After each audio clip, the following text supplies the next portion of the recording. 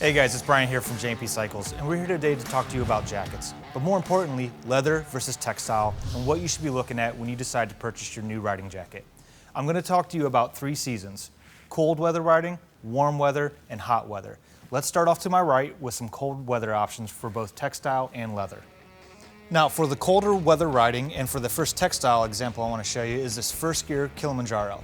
Now, when you're looking at textiles, they really do a good job at providing you a 3-season riding experience. And what that means is you can ride in the spring, summer, and fall. And they do that through some modularity.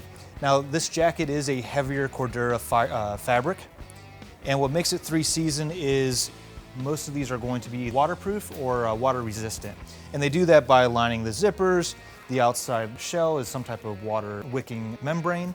And then they keep you warm by adding layers on the inside. Either it's a thermal layer with a vest or a full thermal jacket on the inside. One thing I really like about these is they do offer a lot of adjustability and pockets if you're traveling or adventure riding. Now, I have a good example for leather, and this is the ladies' Mia jacket from Roland.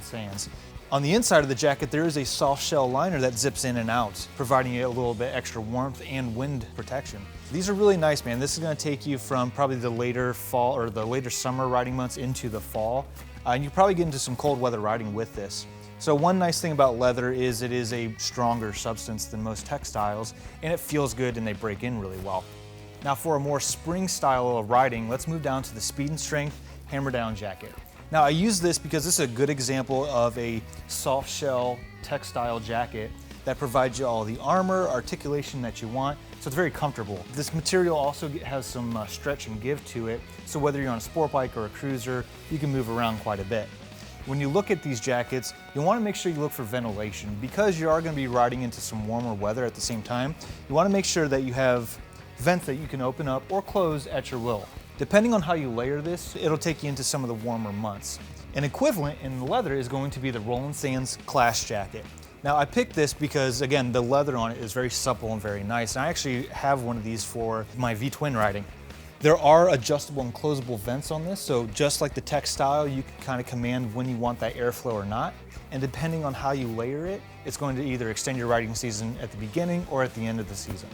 Now, let's look at some hot weather gear and show you what you should be looking for. Now, in textile, mesh is key, man. This is really nice. So as you can see, I mean, you can see right through this jacket. You can see the mannequin's arms here. This is the Mesh AF from Icon. What's nice about these is those hot summer days, especially here in Texas, man, it gets to be 100 degrees. This will allow the air to go right through it, but without sacrificing your body and giving you that protection you need. You know, when you get a mesh jacket, most of them are going to have a thicker covering over the impact zones, they call it. Shoulders, elbows, if you're wearing pants, it's going to be your knees. So you still have all that abrasion resistant quality that you're looking for and want in a jacket, but you get the comfort of all the airflow coming through. Now, what's nice about this jacket too is a lot of these offer quite a bit of adjustability, but you're going to get pretty cold if you ride on this in the later season. So this is a true summer jacket. Now, its equal in leather is going to be the Ronin jacket from Roland. This is a very highly perforated jacket, but still in that leather.